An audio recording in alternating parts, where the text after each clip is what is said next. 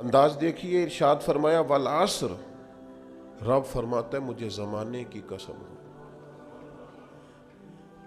اللہ کو بھی قسم اٹھانے کی ضرورت ہے، مالک کریم کو بھی کیا حاجت ہے کہ وہ قسم اٹھائے،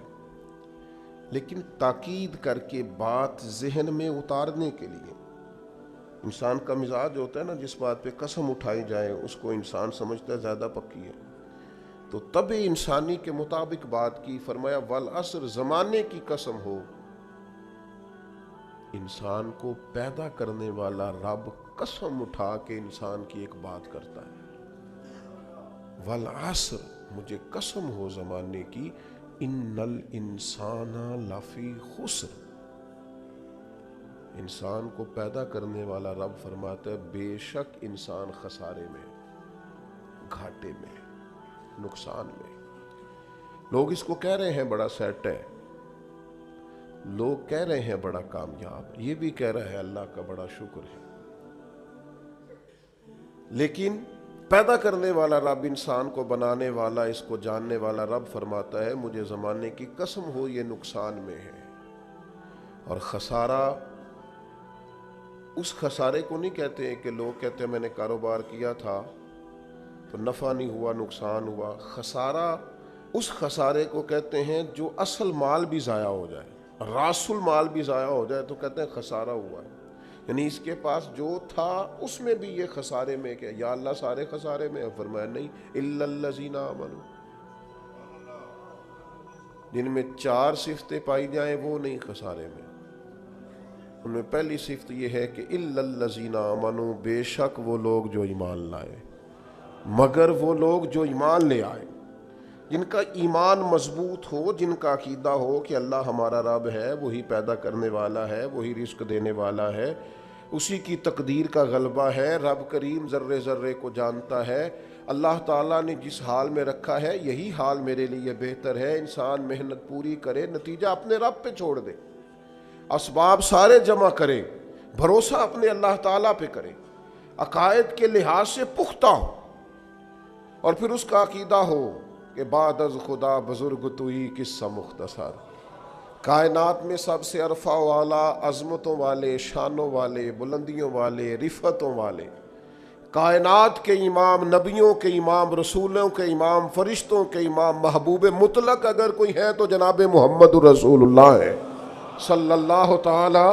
علیہ وسلم۔ سب سے اولا ہو اعلیٰ ہمارا نبی، سب سے بالا ہو اعلیٰ ہمارا نبی، اپنے مولا کا پیارا ہمارا نبی، اور دونوں عالم کا دھولا ہمارا نبی۔ نظریاتی پختگی حاصل ہو،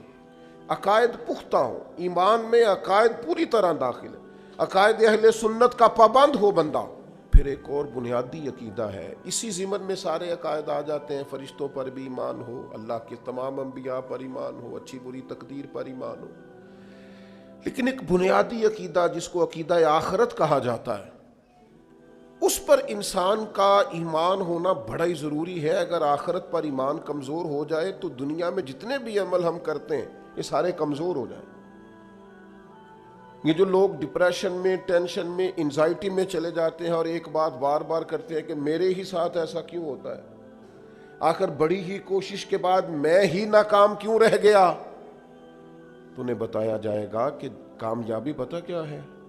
لا یستوی اصحاب النار و اصحاب الجنہ، اصحاب الجنت هم الفائزون، جنتی اور جہنمی برابر نہیں ہے، کامیاب وہ ہیں جنہیں اللہ تعالیٰ نے اصحاب جنت بنایا ہے۔ جو جنتی ہیں وہ کامیاب ہیں،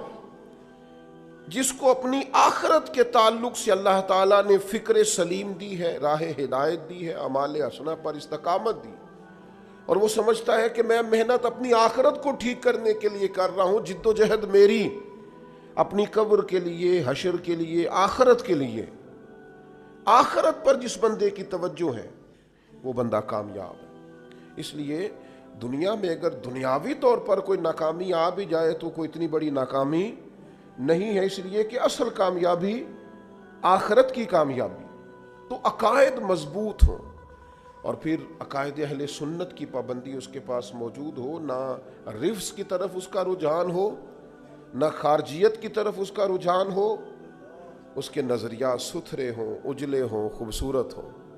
وہ رسول پاک کی ذات گرامی کی پوری غلامی کرنے والا وہ شخص، تو اس کے نظریات اعلیٰ ہوں۔ تو فرمایا کہ انسان خسارے میں ہے الا الذین آمنوا، مگر وہ لوگ جو ایمان لائے، وعملوا الصالحات، اور جنہوں نے نیک اعمال کیا۔ اور یہاں بات ختم نہیں ہوئی، دو صفتیں اور بھی پیدا کریں۔ یہ دو باتیں ان کی اپنی ذات تک تھیں،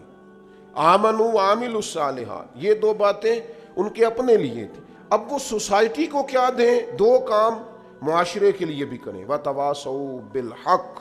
حق بات کی نصیحت کریں وہ معاشرے میں، خیر کی بات کی نصیحت کریں، وائرل باتیں نہ کریں کہ آج کل یہ موضوع چل رہا ہے تو ذرا میں اس پر بولوں گا تو کچھ ویوز میرے بھی بڑھ جائیں گے، وائرل باتیں نہیں کریں۔ وتواصوا بالحق، وہ حق بات کی نصیحت کریں، کلمہ حق کہیں اور حکمت کے ساتھ کہیں، ادعو الی سبیل ربک بالحکمہ، دانائی کے ساتھ کہیں، لوگوں کو سمجھانے کی نیت سے کہیں، کلمہ حق ان کی زبان پر آئے۔ اور میرے نبی پاک علیہ السلام نے فرمایا سب سے افضل جہاد ظالم بادشاہ کے سامنے کلمہ حق کہنا ہے۔ آپ حق کے ساتھ کھڑے ہوں، پھر آپ لوگوں کو امر بالمعروف کریں، پھر نہی عن المنکر کہیں،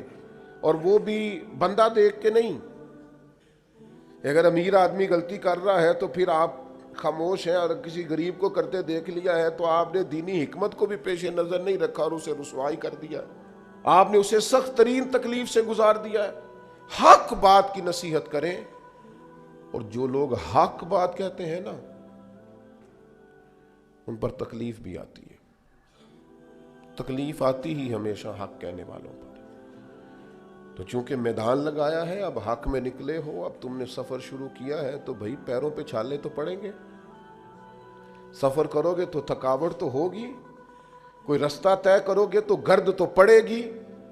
اگر کسی سمت تیز دوڑو گے تو مخالف سمت سے ہوا تو تیز آئے گی۔ اب وہاں گھبرانا نہیں، کمزور نہیں پڑنا، تھکی باتیں نہیں کرنی۔ اب ایسا نہ ہو کہ تم نے معذرت خواہانہ رویہ اختیار کیا، وتواصوا بالحق وتواصوا بالصبر، وہ حق بات کی وصیت کرتے ہیں اور ایک دوسرے کو صبر کی تلقین کرتے ہیں۔ چار صفات پیدا کریں تو خسارے سے بچ سکتے ہیں۔